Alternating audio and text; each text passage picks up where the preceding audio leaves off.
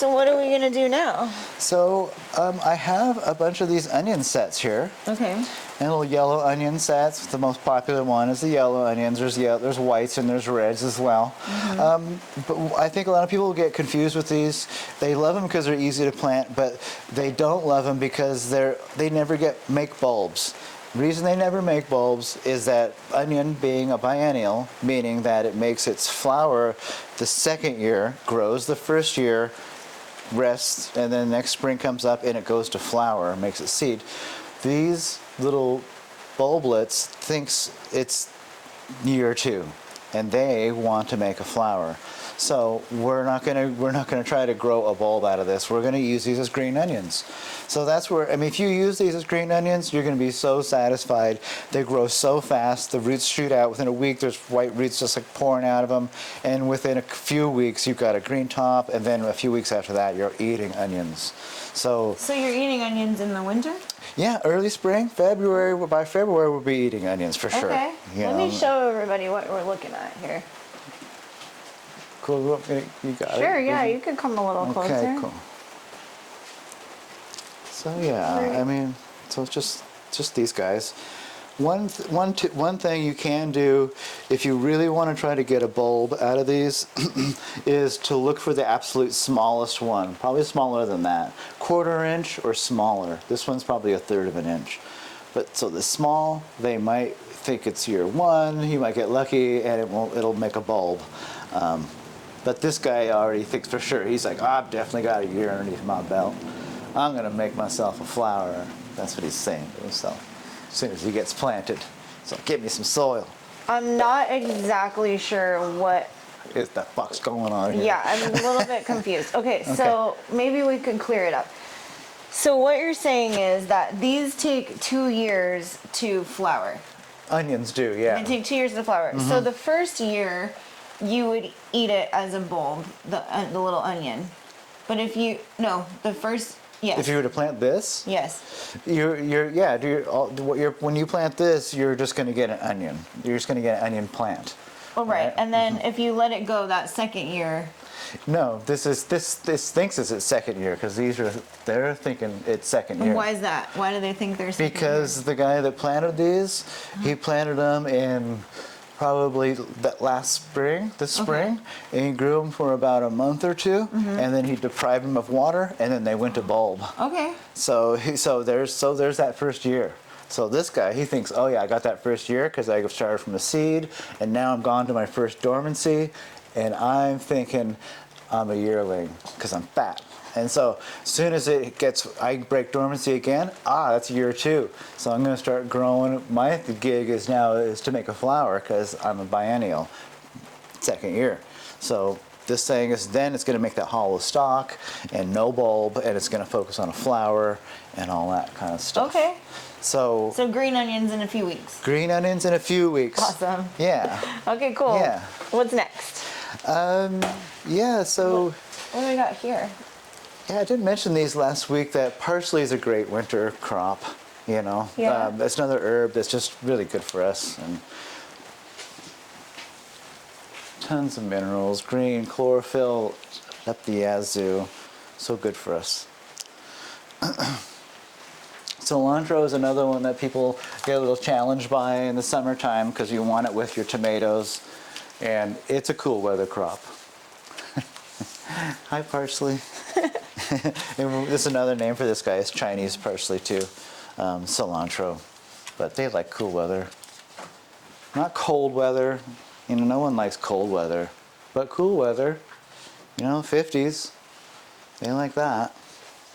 So with all of these, this is the same. You would just plant these now outside and use a little blankie. And use the blankie for sure. Okay. Absolutely would have to do that for sure. And how about all of this stuff?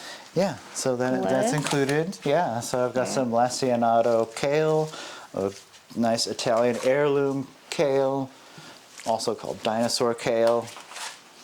I've got a nice 6-pack. It's like a kale mix because the dinosaur kale, the Russian red, green curly, and yeah. And then this one is just a straight Russian red. Now people they kind of treat this as a salad kale because it's so leafy. It's not as coarse as the others, and it's kind of frilly, it's pretty, and it does reseed and pops up in your yard too. And then, oh yeah, spinach. It's like cold, I don't care, I love cold. Bring it. It's like, that's spinach for you. And yeah, hates the heat. And this is, yeah, these guys are just, they're so delicate, just waiting for a quail or a sparrow to chew it up. So definitely cover these guys up. The family that grows these starts, they commonly have sparrows rolling in and eating little seedlings right out of the tray in their greenhouse. That's how organic they are. They don't care. I mean, they get pissed, but if they were really pissed, they would, cover them up, I guess. I don't know. And what are these? These are, this will make you happy? Mini cyclamens, yeah, or cyclamens if you're from England. And they are grown for their amazingly patterned leaves and their super duper flower power. They bloom like mad. There's a bunch of buds coming up, more flowers, and that color is so striking. The purples and the reds, and yeah. And they flower in the winter. Yeah, they do. Love naturally, that. yeah, naturally flower in the winter. You don't want to get them in the rain too much; they'll start molding, and you really should pick the flowers as they fade off, because it'll just sometimes if you leave them, they'll drop off, and then their petals will land on other ones and mold them. So there's a little bit of maintenance. Is that considered deadheading? Yeah, yeah, it'd be considered deadheading, but you want to kind of pull it at the base, that little stem at the base. Yeah. Well, that's exciting. And then what about these beautiful fuchsias? Yeah, the hummingbirds kind of like, would you guys get out of here? I've got this fuchsia going on here. Yeah. Have you kept these in the greenhouse? No, these were out underneath the awning. So they've been kept out of the weather. And this is a variety called Gartenmeister, I believe. And it's very tall and tough and those nice tubular flowers. And yeah, the hummingbird's been enjoying them. And I'll bring them in here now for it'll last a little bit longer for the hummer. Aw. Yeah. Well, this has been sweet. It's been nice going over this stuff, and yeah, looking forward to the new year. Yeah. Yep. Yeah, coming up next week. What are we gonna plant for the new year? Oh boy. Well, there's We'll have to. What's going to be coming up soon is going to be planting out bare root trees and your fruits and stuff like that. What's going on dormant with trees. the citrus? Do we need to talk about that next week? Maybe? The citrus, yeah, everyone's citrus are ripening up and doing their thing. Citrus. Are ripening up, yeah, and they look so beautiful. They're so ornamental right now, and yeah, and it's just you don't think about that most of the time when it's all cold out. It's like, but that's when the citrus are happening, which is perfect because that's when we really need it anyway. The extra vitamin C, we can really appreciate them. Extra. Right here is a little lime quat that fell off earlier, and a little lime, Mexican lime kumquat cross. And you eat the peel of those, right? Yeah, I'd probably wait till it's a little softer, but tougher people than I would just bite right into that. I'm not gonna do it. But I'm not going to do that. Well, I think it's good, yeah?